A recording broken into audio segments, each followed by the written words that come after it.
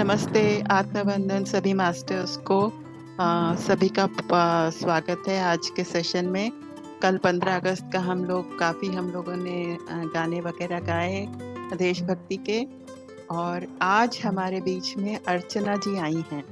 तो अर्चना जी को मैं, कई सारे मास्टर्स यहाँ पर जो आए हैं वो मैं मिली नहीं हूँ, पर अर्चना जी को मैं मिली हूँ क्योंकि वो गाजियाबाद में ही कुछ दूरी पे रहती हैं और प्रचार के लिए उन्होंने हमें बुलाया था। वहाँ पर आगे बहुत अच्छे से वो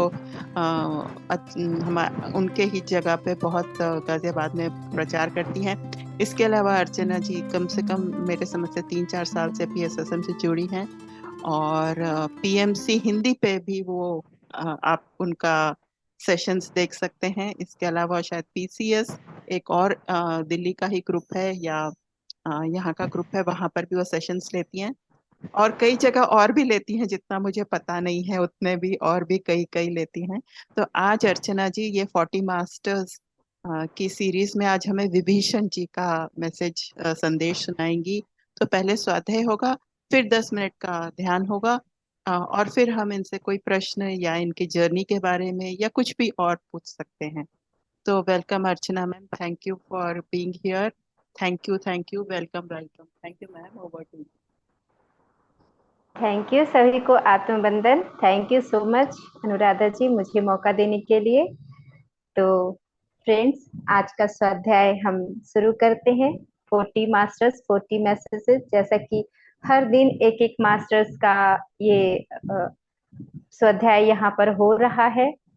तो आज मुझे भी मौका मिला और अनुराधा जी ने मुझे मौका दिया, इसके लिए बहुत बहुत धन्यवाद। और उन्होंने 3-4 मास्टर्स का नाम दिया था, पता नहीं विभीषण मेरे को अट्रैक्ट हुआ और मैंने नाम विभीषण का बोल दिया। तो इससे एक अट्रैक्शन हुआ, मेरे को अंदर से ही इंट्यूशन हुआ, बार बार विभीषण का ही नाम आया तो मैंने विभीषण बोला। तो जैसा कि रामायण में आप लोगों ने विभीषण का नाम सुना ही है कि विभीषण कौन थे। विभीषण रावण के भाई थे और इनके माता थे कैकसी और विश्वश्रवा। इनके 3 पुत्र थे, रावण, कुंभकर्ण और विभीषण। विभीषण जो थे वो सबसे छोटे थे और इनका राक्षस वंशज में जन्म हुआ था, ये हम सभी जानते हैं। और लेकिन इनके जो ग्रैंड फादर थे विभीषण जी के, वो एक ऋषि थे और उनके अंदर ज्ञान था, वेद पुराणों का जो ज्ञान है वो उनके अंदर था। और जैसा कि हम सभी जानते हैं कि 3 गुण होता है, तमोगुण, रजोगुण और सत्वगुण। तो विभीषण के अंदर जो था वो सत्व गुण था। सत्व गुण किसको कहते हैं? सात्विक गुण। सात्विक गुण जो धर्म के प्रति जो गुण हो, जो अपने अपने तरफ यात्रा करे, उस गुण को जो सत्व गुण कहते हैं। तो इनका ऐसा गुण था। ये बहुत जैसे इनके अंदर उस सिचुएशन में, जैसे वहां पे वो रावण के इसमें क्या था, तमोगुण प्रधान था। तमोगुण रावण जो थे वो राजसिक, ओके, आपने स्लाइड शेयर किया, हाँ कर दीजिए। तो वो सत्व गुण में ये रावण जो था वो राजसिक प्रवृत्ति का था और कुंभकर्ण के अंदर तमोगुण था। लेकिन इसके अंदर जो विभीषण जी थे, इनके अंदर सात्विकता थी, सात्विक गुण थी और ये धर्म को आगे बढ़ाना चाहते थे। इनके अंदर मानवता के प्रति प्रेम था और ये हमेशा धर्म को सपोर्ट करते थे। तो ये जो मैसेजेस दिया है, ये सी अरुणा जी जो है वो इनको ऑटो राइटिंग करती थी ये। तो इनके पास ये मैसेजेस आए, इनका चैनलिंग हुआ और चैनलिंग के थ्रू विभीषण जी भी आए और उन्होंने अपना मैसेज दिया इनको। और उसके बाद जब 40 मास्टर का मैसेज पूरा हो गया तो इन्होंने पत्री सर के पास जाकर के बताया, फिर ये किताब के रूप में हम सबके पास आया, इनका ज्ञान, जिसको कि आज हम लोग सभी एक दूसरे के साथ साझा कर रहे हैं, एक दूसरे के साथ समझ रहे हैं, सीख रहे हैं। तो जो विभीषण का मैसेज था,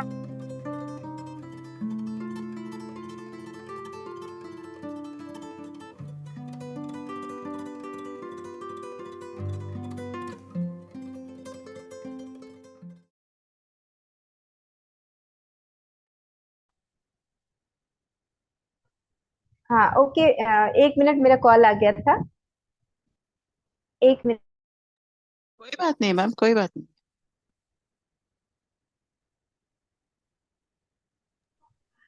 तो विभीषण का जो मैसेज है, वो पहला मैसेज ये है कि जब आपके आसपास सब कुछ गिर रहा हो, टुकड़े टुकड़े हो रहा हो, नष्ट हो रहा हो, और जब लोगों को एक दूसरे पर विश्वास ना हो, तो अपने आप को आध्यात्मिक रूप से उन्नत करना सीखें। जब आप बिल्कुल आपके अंदर लगे कि नहीं, सब कुछ नष्ट हो गया, उस समय हमारे अंदर क्या आता है? जब लगता है कि सब कुछ नष्ट हो गया है, मेरा जीवन व्यर्थ है, अब हमारा जीवन किसी काम का नहीं है, बिल्कुल उस सिचुएशन में हम क्या करते हैं? उस सिचुएशन में हमारा लगता है कि अरे, हमारा जीना व्यर्थ है, हम कुछ कर ही नहीं सकते, ऐसे जिंदगी को नष्ट कर दो, ऐसे जीवन को नष्ट कर दो। हम सुसाइड करने को, मरने को, अपने जीवन व्यर्थ गंवाने को सोचते हैं। तो विभीषण जी कहते हैं कि जब इस तरह का सिचुएशन हो, तो इस सिचुएशन में तुम अपना आध्यात्मिक उन्नति करना सीखो। क्योंकि आपको क्या है, इस सिचुएशन में क्या आता है? जीवन के प्रति निराशा का भाव आता है। लेकिन ये निराशा का भाव क्यों आ रहा है? क्योंकि जीवन को जीने का जो तरीका था, वो हमने खो दिया। जीवन के जीने का तरीका हमें नहीं आया, इसलिए हम उस मुकाम पे पहुंच गए कि अब हमें लगता है कि हमारा जीवन बिल्कुल व्यर्थ हो गया है, अब इस जीवन को गवा दें, अब हमें नहीं जीना। तो विभीषण जी कहते हैं कि जब बिल्कुल तुम्हें तुम्हें आसपास कुछ भी नजर नहीं आ रहा हो, और एक दूसरे के प्रति जब आपको कोई धोखा देता है, तो आपको लगता है कि अरे, उसने मुझे धोखा दे दिया, अपने आप को ही आप कोसने लग जाते हो। धोखा कोई और देता है, लेकिन हम अपने आप को कितना कोसते हैं, कितना टॉर्चर करते हैं, और हम अपना जीवन व्यर्थ गंवाने को, मरने को तैयार हो जाते हैं। तो मेरे गुरु जी भी कहा करते थे, मरना मरना सब कहे, मरना न जाने कोई, एक बार ऐसा मरो कि फिर मरना ना हो। मरना मरना कहना तो बहुत आसान है कि जब भी विपरीत परिस्थिति आई, कोई ऐसी परिस्थिति आई, तो हम तुरंत डिसीजन लेते हैं, इतना विपरीत परिस्थिति, इतनी बेइज्जती, इतना अपमान, इतना दुख, इससे अच्छा तो जिंदगी खत्म हो जाता, हम मर जाते, मर जाते। लेकिन फिर ये शरीर, एक शरीर मरता, सिर्फ ये शरीर मरता, बाकी हम 7 शरीर में रहते हैं, बाकी 6 शरीर तो हमारा साथ रहता ना, हमारा मन बुद्धि सब कुछ साथ जाता ना। फिर हम उसी परिस्थिति को लेकर फिर जन्मेंगे, और फिर वो परिस्थितियां फिर हमारे पास आएगी। तो कितना बार हम इस परिस्थितियों से, आप कब तक भागोगे और कब तक मरते रहोगे? तभी उन्होंने, मेरे गुरुजी ने कहा, मरना मरना सब कहे, मरना न जाने कोई, एक बार ऐसा मरो कि फिर मरना ना हो। मरना मरना करना तो बहुत आसान है कि चलो मर जाते हैं, परिस्थिति से भाग जाते हैं, पर असल में मरना किसी को नहीं आता कि असली मरना क्या होता है। एक बार ऐसा मरो कि फिर मरना ना हो।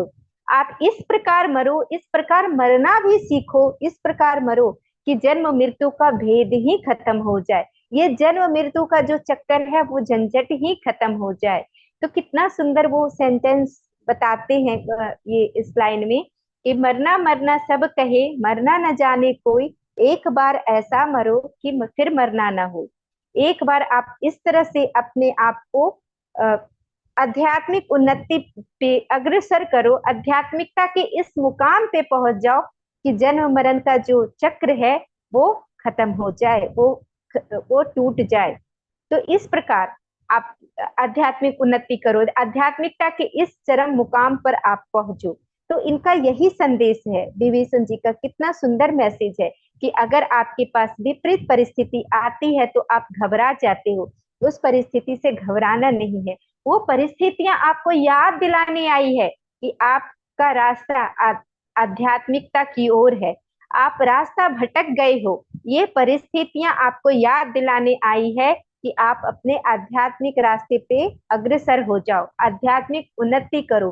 तो जब भी आपके जीवन में कोई विपरीत परिस्थिति आती है और आपको ऐसा लगता है कि मेरा जीवन तो बिल्कुल बेकार है, मेरा जीवन तो नष्ट करने लायक है, इस जीवन में रखा ही क्या है, दैट मीन्स आपको चुनाव करने का समय आ गया है कि आप अपने आप को आध्यात्मिकता के पथ पे मोड़ लो, आप आध्यात्मिक रास्ते पे आगे बढ़ो। तो इतना सुंदर इन्होंने संदेश दिया कि इस परिस्थिति को आप आध्यात्मिकता की तरफ मोड़ो। अब दूसरा इनका नेक्स्ट मैसेज हम लेते हैं। नेक्स्ट मैसेज है इनका कि मैं अपने भाइयों से सबसे अलग था, फिर भी मैंने मानवता को मजबूती से पकड़े रखा और एक आम व्यक्ति के नैतिक मूल्यों का पालन किया। कितना सुंदर ये भी मैसेज है। हम लोग क्या करते हैं, हम लोग बहुत परिस्थितियों से घबरा जाते हैं और कहते हैं अरे हमारे घर में तो ऐसा माहौल है, हम तो ध्यान कर ही नहीं सकते, स्वाध्याय कर ही नहीं सकते, पति तंग करता है, सास तंग करती है, ननद तंग करती है, हमारे घर में सब लोग नॉन वेज खाते हैं, हमारे घर में इस तरह का माहौल है, हम ना तो ध्यान कर सकते, ना स्वाध्याय कर सकते, ना तो हम सेशन कर सकते हैं। कितने सारे हम बहाने बना करके उसके लाइन खड़े कर देते हैं। विभीषण जी कहते हैं कि मैं अपने भाइयों में सबसे अलग था, कुछ भी वहां मेरे अकॉर्डिंग नहीं था। उस विपरीत परिस्थिति में भी क्या किया मैंने, मानवता को मजबूती से पकड़े रखा कि एक ही धर्म है, वो मानवता का धर्म है, उसको मैंने पकड़े रखा और जो व्यक्ति का नैतिक मूल्य है उस मूल्यों का पालन किया। हमारा जो मूल्य है, हमारा जो कर्तव्य है, हमारा जो धर्म है, सबसे बड़ा धर्म क्या है, अपनी ओर जाना, अपने आप को जानना। सबसे बड़ा पुरुषार्थ यही है, अपने आप को जानना कि मैं कौन हूँ, मैं कहाँ से आई हूँ, क्या हमारा लाइफ पर्पस है, इसको जानना। तो वो कहते हैं कि सबसे अलग, अपने भाइयों में सबसे अलग था, फिर भी मैंने इस मानवता को मजबूती से पकड़े रखा और अपने धर्म का पालन किया। तो ये कितना बड़ा मैसेज है हम सभी के लिए। हम सभी का जवाब इसी में है कि हमें भी अपना कर्तव्य, इन सारी विपरीत परिस्थितियों के बाद हमें अपने कर्तव्य का पालन करना है। और हमारा एक ही धर्म है, मानवता का धर्म। कोई भी हम कहते हैं धर्म के प्रति वो जैसे धर्म का मतलब हम समझते हैं कि जैसे हिंदू, वो हिंदू है, वो मुस्लिम है, वो सिख है, वो ईसाई है, ये धर्म नहीं है, ये पंथ है, ये पंथ है। इसको हम लोगों ने बनाया है, इसको मानव ने बनाया है। हमारा धर्म एक ही है, अपने आप को जानना कि मैं कौन हूँ, मैं कहाँ से आया हूँ, मेरा क्या लाइफ पर्पस है, ये असली धर्म है। धर्म का मतलब ये होता है, धर्म का मतलब पंथ की तरफ, सांप्रदायिक की तरफ नहीं जाना। आजकल धर्म लोग इसी को मानते हैं कि अरे मैं तो हिंदू धर्म का हूँ, अरे वो तो मुस्लिम धर्म का है, अरे वो तो सिख धर्म का है, अरे वो तो ईसाई धर्म का है। और वो अपने अपने पंथों का, अपने अपने संप्रदायों को पालन करने का नाम धर्म दे देते हैं। असली धर्म वो नहीं है। कितना सुंदर इन्होंने मैसेज दिया है कि मानवता को मजबूती से पकड़े रखा। मानवता मतलब पूरी मानवता। राक्षस का मतलब क्या होता है कि उसके अंदर जो राक्षस, जो अरसद बरगा है, उस गुण को जैसे उनके भाई के अंदर अरसद बरगा था, तो उन्होंने पूरी मानवता को पकड़े रखा। जो हम पंथ और संप्रदाय का नाम, जो जिस उस नाम को धर्म कहते हैं, पंथ और संप्रदाय को ही हम धर्म का नाम दे देते हैं, लेकिन पूरी मानवता तो एक ही है ना। सबके अंदर दो हाथ पैर 24 घंटे, मानव शरीर सबके अंदर है, सबके अंदर सेम श्वास, सब कुछ सेम, खून सेम, सब कुछ सेम। तो मानवता का धर्म ही सबसे बड़ा धर्म है।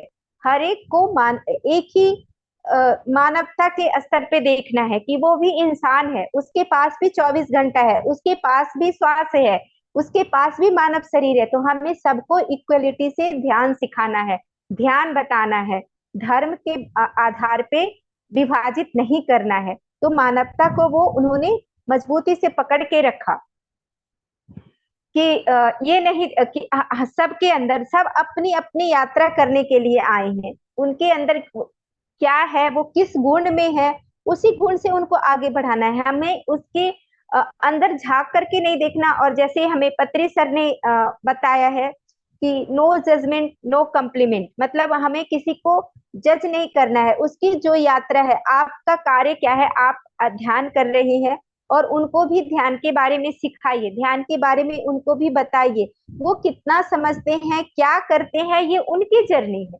आप अपने ऊपर ध्यान दीजिए, अपना कर्तव्य का पालन कीजिए, अपने आपका जो नैतिक मूल्य है उसका पालन कीजिए। आपका कर्तव्य बनता है कि आप ध्यान कर रहे हो, आपको ध्यान से बेनिफिट मिल रहा है, आपको लाभ हो रहा है, तो उस लाभ को आप दूसरों तक पहुंचाएं, उसको बांटें। तो यही तक आपका कर्तव्य है। बाकी वो कितना ध्यान कर रहा है, नहीं कर रहा है, ध्यान करने के बाद भी वो जज कर रहा है, ध्यान करने के बाद भी अपनी ऊर्जा खत्म हो रहा है, ये उसकी जर्नी है, ये आपकी जर्नी नहीं। आपका काम नहीं है कि उसको जज करना या उसको उसके तरफ देखना। आपका काम है बस उसको ध्यान सिखाना, बाकी उसकी जर्नी उसके ऊपर छोड़ दीजिए। वही इन्होंने मैसेज दिया है कि आप अपने नैतिक मूल्यों का पालन कीजिए, अपने अपना बस अपना कर्तव्य का पालन कीजिए, आपका जो कर्तव्य है उसका पालन कीजिए। बाकी आपको दूसरे की तरफ देखना नहीं है, अपने आप को ठीक करना है। और सब घर में आप ठीक है, सब परिवार का अलग अलग, ये भी अपने परिवार से अलग थे, इनके सारे भाई अलग अलग थे, ये भी अपने परिवार से अलग थे, इनका सोच व्यवहार सब कुछ अलग था।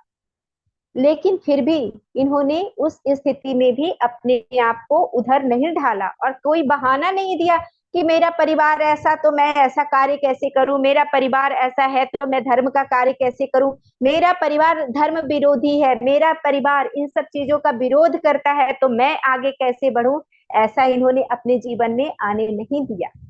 तो इससे बहुत सीखने का ये मैसेज है, बहुत बड़ा मैसेज, कि आपको भी इन सब के बावजूद अपने कर्तव्यों का पालन करना है और ये नहीं देना है कि हमें हमारे साथ ये परिस्थिति है, हमारे घर के लोग अलग हैं, हमारे ये विरोधी हैं, तो मैं ये कार्य कैसे करूं। विभीषण से ये सीखने के लिए बहुत बड़ा मैसेज है कि उस सिचुएशन में भी रहते हुए विभीषण जी ने क्या किया, धर्म अपने कर्तव्यों का पालन किया, अपने नैतिक मूल्यों का पालन किया। तो हमें भी उनसे यही सीखना है, यही मैसेज लेना है और यही मैसेज वो दे रहे हैं कि आप भी सबसे अलग होते हुए, अपने परिवारों में सबसे अलग होते हुए, आपका परिवार लाख विरोधी है फिर भी आपको अपने नैतिक मूल्यों का पालन करना है, आपको ध्यान करना है, ध्यान सिखाना है, स्वाध्याय करना है, स्वाध्याय सुनना है। ये बहुत सुंदर मैसेज है। अब हम नेक्स्ट मैसेज पे आते हैं कि वो कहते हैं कि आपको जीवन में जो कुछ भी चाहिए उसकी एक योजना बनाएं और कभी भी जल्दी में कोई कार्य ना करें, कभी भी महत्वाकांक्षी ना बने। महत्वाकांक्षी मतलब कि महत्वाकांक्षी मतलब हम क्या करते हैं कि जैसे किसी को कोई पद चाहिए तो उस पद के लिए वो इतना महत्वाकांक्षी हो जाता है कि उस पद को प्राप्त करने के लिए चाहे कुछ भी करना पड़े, गलत तो गलत, किसी का मर्डर तो मर्डर, लेकिन हमें वो पद कुर्सी चाहिए तो चाहिए, वो पद चाहिए तो चाहिए। इसको कहते हैं महत्वाकांक्षी। कि आप इतना महत्वाकांक्षी महत्वाकांक्षी आप ना बने कि आप उसको पाने के लिए कुछ भी गलत कार्य कर दे। तो वो कहते हैं आपको महत्वाकांक्षी नहीं बनना है और कोई भी कार्य जल्दी में ना करें, धैर्य के साथ करें। धैर्य आपके जीवन में होना बहुत आवश्यक है। और जो कुछ भी आपको करना है, पहले तो आप एक निर्धारित अपनी मंजिल को तय कीजिए कि आपको जीवन में क्या है चाहिए। अपनी मंजिल को तय कीजिए, क्या है आपकी मंजिल, क्या है आपका एम, जो आपको बनना है, जो आपको करना है।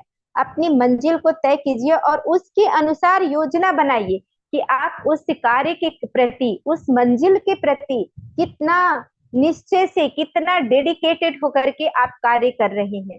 तो इस प्रकार वो कहते हैं कि आपको जीवन में जो कुछ भी चाहिए उसकी एक योजना तैयार कीजिए। जैसे आपको जानना है, अपने आप को ही जानना है, आप सोचते हैं कि नहीं मुझे किसी भी हालत में आध्यात्मिकता के उन्नत स्थिति पे पहुंचना है, तो उसके लिए आप योजना बनाइए। दिन भर आप कितना ध्यान करते हैं, कितना स्वाध्याय करते हैं, कितना अपने ऊपर काम करते हैं, कितना आप अपने मन को टटोलते हैं, कितना अपने चित्त के ऊपर काम करते हैं, कितना आपने अपने अरसद बरगा को कंट्रोल किया है, कंट्रोल नहीं, कितना काम किया है, कंट्रोल तो करना ही नहीं, कितना अपने अरसद बरगा पे आपने काम किया है, वो सब का निरीक्षण कीजिए।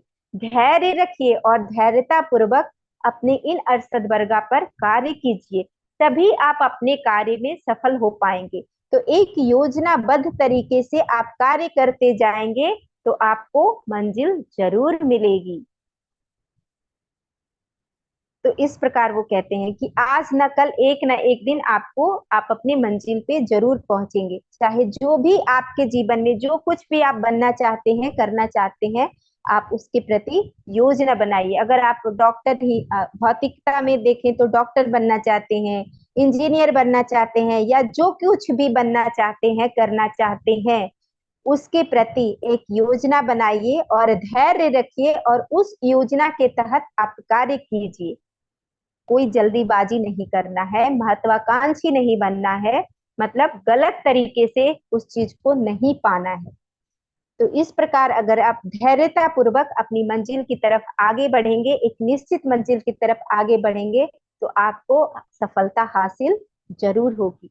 ये भी मैसेज कितना सुंदर उन्होंने दिया है कि किस आपको अपना मंजिल पाना है तो योजनाबद्ध तरीके से आप आगे बढ़िए। हर दिन अपनी मंजिल की तरफ कैसे बढ़ रहे हैं उसका आत्मनिरीक्षण कीजिए और धैर्य रखिए और महत्वाकांक्षी ना बने।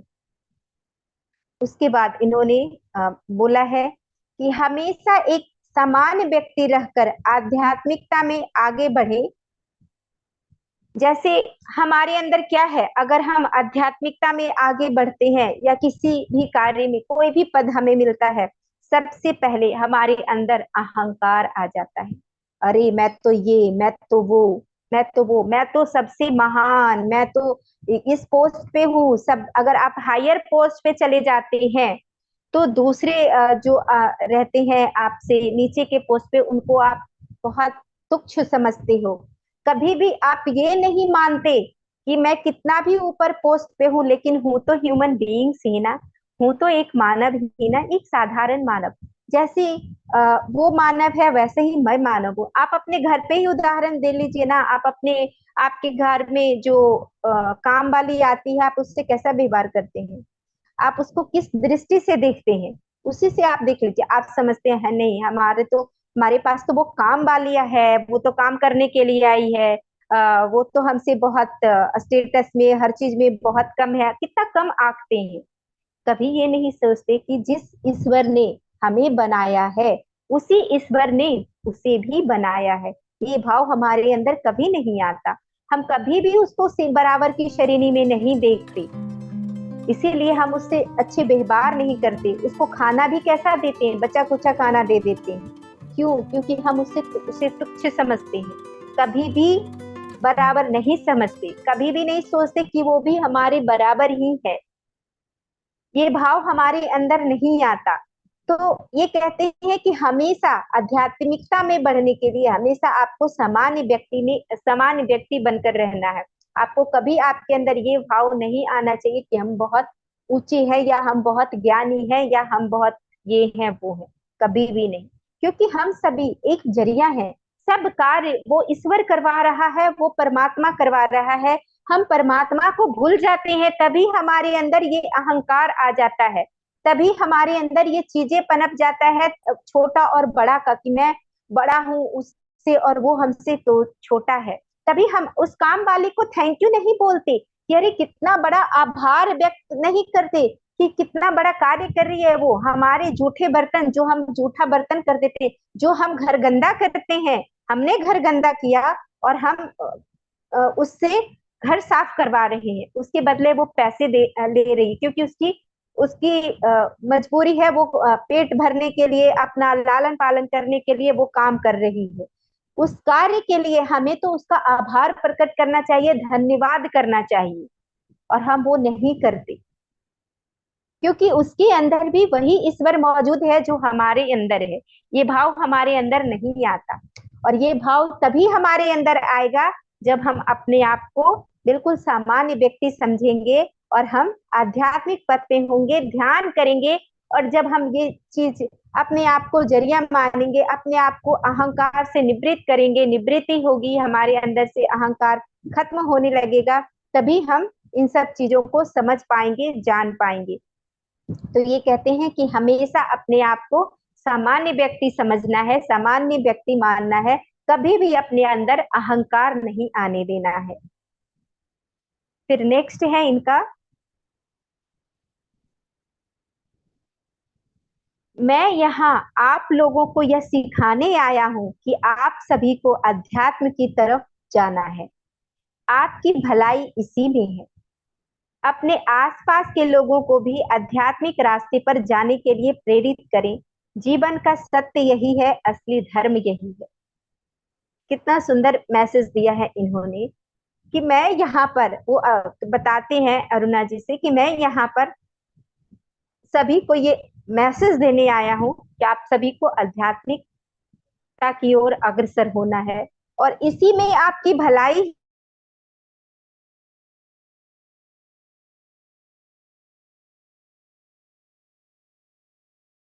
हाँ, तो इसमें ये कहते हैं कि हम यहाँ पर सभी, मैं ये बताने आया हूँ कि आप सभी को आध्यात्मिकता की ओर अग्रसर होना है, आपकी इसी में भलाई है। और आप अपने साथ साथ अपने आसपास के लोगों को भी आध्यात्मिक रास्ते पर मोड़िए, उनको लेकर चलिए, प्रेरित कीजिए। और यही सत्य का मार्ग है, यही यही असली धर्म है। अपने आप को जानना, ध्यान करना, अपनी अंदर अपने भीतर गोता लगाना, अपने भीतर की यात्रा करना, यही असली धर्म है। और जो हम जिसको हम हिंदू है, ये मुस्लिम है, ये जो पंथ है उसको धर्म का नाम देते हैं, वो असली धर्म नहीं है। तो वो कहते हैं कि मैं यही आप लोगों को बताने आया हूँ, यही शिक्षा देने आया हूँ कि अपनी तरफ मुड़िए, अपनी आध्यात्मिक उन्नति कीजिए और सबको आध्यात्मिकता की ओर अग्रसर कराएं। इसी में आप लोगों की भलाई है, क्योंकि ये जो भौतिकता है, ये भौतिक जगत की चीजें हैं, ये जो पूरा संसार है, ये जो माया जगत है, ये सब मृत्यु के एक झटके के साथ छूट जाने वाला है। सभी व्यर्थ है, सभी छूटने वाला है। असली और असली ज्ञान जो है वो आपके भीतर ही है। तो भीतर जाने का मार्ग आप सभी के अभी सभी को पता है, वो है आपकी सांसें, वो है ध्यान का मार्ग। तो सभी को ध्यान की तरफ मोड़ना है। फिर वो कहते हैं कि यही वास्तविक धर्म है कि आप लोगों को ये जानना कि मैं कौन हूँ, मैं क्यों आया हूँ इस पृथ्वी पे, क्या मेरा कार्य है, मैं कब तक रहूंगा। और ये सारी जानकारी ध्यान के द्वारा ही संभव है। ध्यान से ही आप इन सब बातों को जान सकते हैं। और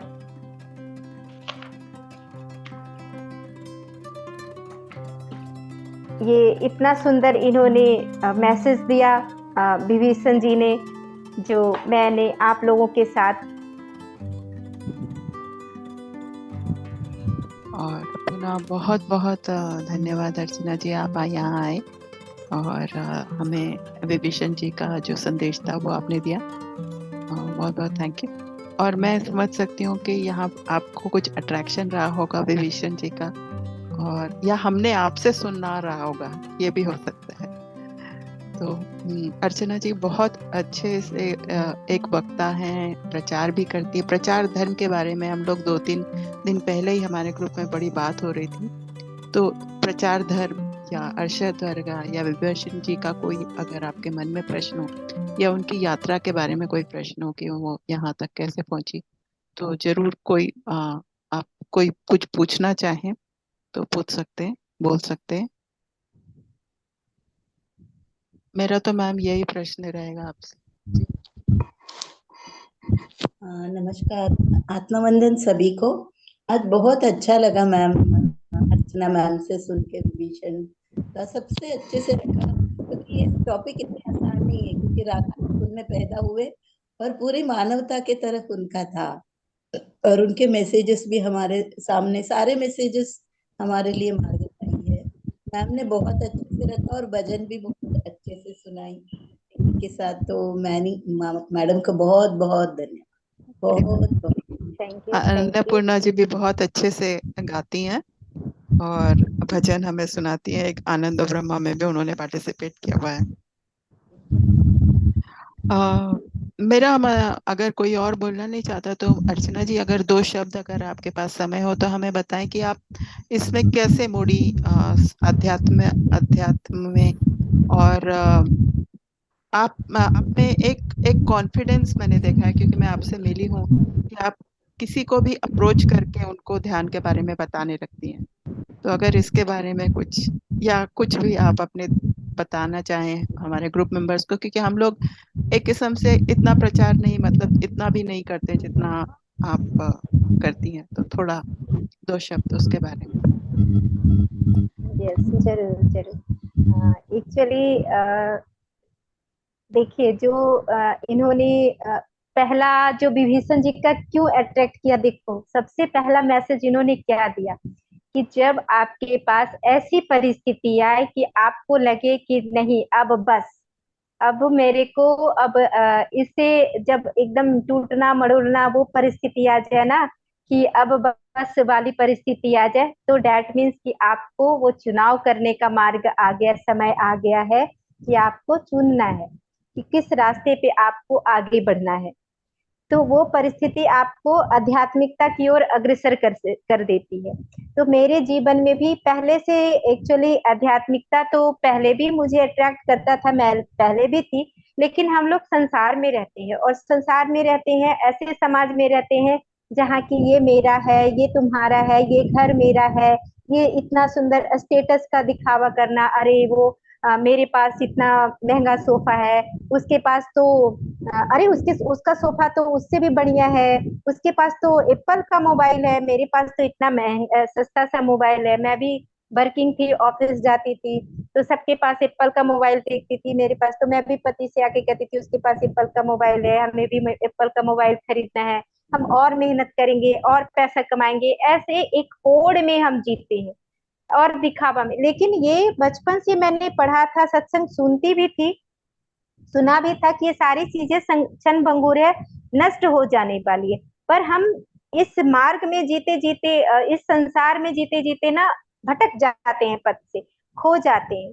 तो जो भगवान है वो आपके साथ कभी कुछ गलत हो ही नहीं सकता, वो झटका देते हैं कि तुम, ये झटका लगाते हैं, कहाँ खो रहे हो, वापस आ जाओ। तो जब भी कोई विपरीत परिस्थिति आए या वैसी, तब समझ जाओ कि ये झटका है, और आपके साथ वो परम पिता परमेश्वर कभी बुरा कर ही नहीं सकते, कभी आपके साथ कुछ गलत हो ही नहीं सकता। हमेशा वो आपको आगे बढ़ाने के लिए ही सोचते हैं, आपका असली घर वही है। क्योंकि हम अभी इस शरीर में है, और कल हम जैसे हमने गीता में भी पढ़ा है कि आत्मा का ना तो जन्म है ना मृत्यु है, तो हम पहले भी कहीं थे और शरीर छोड़ने के बाद भी कहीं होंगे। तो भगवान है वो झटका देते हैं कि तुम सही रास्ते पे आ जाओ। तो ऐसे ही मेरे जीवन में भी एक मोड़ आया कि मुझे, मेरे जीवन में ध्यान आ गया। उस मोड़ पे आने के बाद मेरे अंदर भी ये चीज हुआ कि नहीं, अब मुझे ध्यान ही करना है, अब मुझे दूसरी तरफ नहीं जाना है।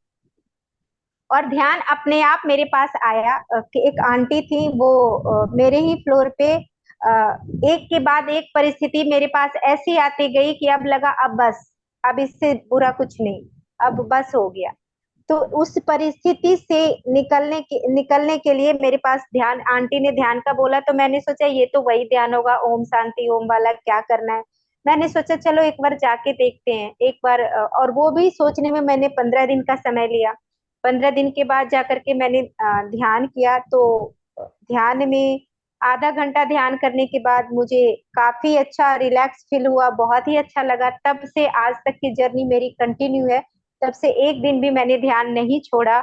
और ये कॉन्फिडेंस कैसे आया, ये अब मैं इस बात पे आती हूँ, क्योंकि मैं टू द पॉइंट बता रही हूँ, ज्यादा डिटेल में नहीं जा रही। तो ध्यान से काफी मुझे अनुभव हुए, बहुत सारे एक्सपीरियंसेस हुए। मुझे ध्यान से ये अनुभव हुआ कि मैं सिर्फ ये शरीर नहीं हूँ, बियॉन्ड द बॉडी हूँ। तो जब अब मुझे ये समझ में आता है कि ध्यान में आने के बाद इतनी सारी जागरूकता आई, इतना सारा अनुभव हुआ, इतनी सारी जीवन में ट्रांसफॉर्मेशन आई और हम बेहतर लाइफ जी रहे हैं, तो ये जीवन सबको क्यों ना दिया जाए और ये तरीका सबको क्यों ना बताया जाए। इसीलिए मैं बेहिचक, मेरे अंदर ये कॉन्फिडेंस आ गया कि ये सभी लोग दुखी हैं, सभी लोग के अंदर चिंता है, तनाव है, सब लोग तनावग्रस्त जीवन जी रहे हैं। तो ये रास्ता सबको बताया जाए। आनापान सती ध्यान, श्वास उनके पास है, 24 घंटे वो श्वास लेते हैं, अपने श्वासों के साथ जुड़े रहते हैं। तो अगर ये रास्ता बता दिया जाएगा तो उनका जीवन भी सुखमय हो जाएगा, स्वस्थ जीवन जिएंगे, उनके जीवन में भी आनंद आ जाएगा। तो इस तरह से मैंने निश्चय किया कि अब मैं ये ध्यान सबको बताऊंगी। और मेरे अंदर ये नहीं आता कि सब अलग है, ये अनजान व्यक्ति है, ये आता नहीं। क्यों? क्योंकि मेरे अंदर बचपन से मैं सत्संग सुनते आई हूँ, तो ये मैं इसको अभी फील नहीं कर पाई हूँ। मतलब मेरे को ये अनुभव करना है, लेकिन मैं ये जानती हूँ कि जैसे ये मैंने बचपन में सुना था कि मुझ में राम तुझ में राम सब में राम समाया है, कर लो जगत में प्यार सभी से कोई नहीं पराया है। तो जो तत्व मेरे अंदर है वही तत्व उसके अंदर है, कोई पराया नहीं है। सभी लोग एक ही हैं, सभी एक ही परम पिता परमेश्वर के संतान है। इसीलिए मुझे कोई व्यक्ति अनजान नहीं लगता, मैं सबसे बातें कर लेती हूँ, सबको ध्यान सिखाने की बातें और ध्यान करने के लिए बोल देती हूँ, क्योंकि लगता है इसके अंदर भी तो वही है। अगर वो कुछ बोल भी देता है, दो बातें बोल भी देता है, या नहीं सुनने की इच्छा भी, तो मेरे ऊपर कोई फर्क नहीं पड़ता, मैं वहां से दूसरी की तरफ मोड़ देती हूँ। इसका अभी समय नहीं आया, कोई बात नहीं, जब समय आएगा तब ध्यान इसके पास आ जाएगा, मैं आगे चली जाती हूँ, आगे ध्यान सिखाने लग जाती हूँ। तो इस प्रकार मैं अपने अंदर ये बिल्कुल गहराई में उतार चुकी हूँ कि हम सब एक हैं। बस इसका अनुभव करना बाकी रह गया है, इसका एक्सपीरियंसेस लेना बाकी रह गया है, लेकिन ये थियोरेटिकली मेरे अंदर बिल्कुल बैठा हुआ है गहराई में कि हम सभी एक हैं, हम सब एक दूसरे से अलग नहीं हैं। जैसे माला में अलग अलग फूल पिरोए रहते हैं, लेकिन माला एक बनता है और उस माला में धागा एक ही है, उसी तरह हम सभी के अंदर एक ही और एक ही तत्व है। चाहे जैसे पत्री सर बोलते हैं, पेड़ भगवान, बिल्ली भगवान, कुत्ता भगवान, जानवर भगवान, हाथी भगवान, चींटी भगवान, फूल भगवान, वैसे ही हम सभी भगवान। तो अब इन्हीं चंद शब्दों के साथ मैं अपने शब्दों को विराम देती हूँ, क्योंकि समय हो चुका है। तो यही भाव के कारण मैं सभी को कॉन्फिडेंस के साथ ध्यान सिखा पाती हूँ। तो thank you so much, thank you Archana ma'am, thank you Archana ji. और सभी लोग बोलते, पर शायद मैंने प्रश्न अपना डाल दिया बीच में, पर हम सभी की तरफ से थैंक यू। कुछ लोग तो चले भी गए हैं, तो संयुक्ता मैम टीचर हैं, आत्मबंधन। हाँ, कुछ बोलिए मैम, एक दो शब्द बोलिए। आत्मबंधन में आपने बहुत बढ़िया बताया विभीषण जी के बारे में। जो फर्स्ट पॉइंट आपने बताया, जब हमारे लोग ही हमारे विरोध में जाते हैं, यानी कि प्रतिकूल परिस्थिति आती है, तभी जाकर सभी भगवान के शरण में जाते हैं। जैसे कि विभीषण जी ने कहा, चारों ओर टूट रहा था, फूट रहा था, तभी वो मानवता को पकड़े, इंसानियत को पकड़ के, अलग रास्ते पकड़ के यहाँ तक आए हैं, भगवान के शरण में गए, ध्यान किया और ज्ञान भी ले ली। इसलिए हमें वही टीचिंग जो दे रहे हैं, हम सबके जीवन में शायद ऐसा ही हो रहा है। जब बाधाएं आती है जीवन में, कुछ लोग जो वीक होते हैं वो तो सुसाइड कर लेते हैं, लेकिन ज्यादातर लोग स्पिरिचुअलिटी में आ जाते हैं। हम जितने इंटरव्यू से सुने हैं, मुझे हिंदी नहीं आती है मैम, थोड़ा एडजस्ट कर लेना मैम। बिल्कुल, बहुत अच्छी है, बोल रहे हैं आप, बहुत अच्छा बोल रहे हैं। तो मैम उड़िया में कल हमको गाना सुनाई थी, पर हमारे दिल से दिल के तार जुड़ते मैम, सब समझ आ रहा है। Yes. Thank you ma'am, thank you. बहुत अच्छा लगा मैम, सारी पॉइंट्स जो टीचिंग्स बहुत बढ़िया बताया। वो जो गीत था आपने बोला लास्ट में, वो तो अद्वैत सिद्धांत के बारे में था। फूल में भगवान, जिसके पर चढ़ाया जा रहा है वो भी भगवान, यानी कि वो तो अद्वैत सिद्धांत है, जो कि श्रेष्ठ सिद्धांत है। वहीं तक जाने के बाद ही हम ब्रह्मस्मि स्थिति में पहुंच सकते हैं। जिस रास्ते पर हम सब अब चल रहे हैं वो तो Yes. बिल्कुल सही है। बहुत अच्छा लगा ma'am, thank you. Anuradha ma'am आपको भी थैंक्स, और जो मास्टर्स है सभी को भी thanks. Atmabandhan ma'am, thank you very much.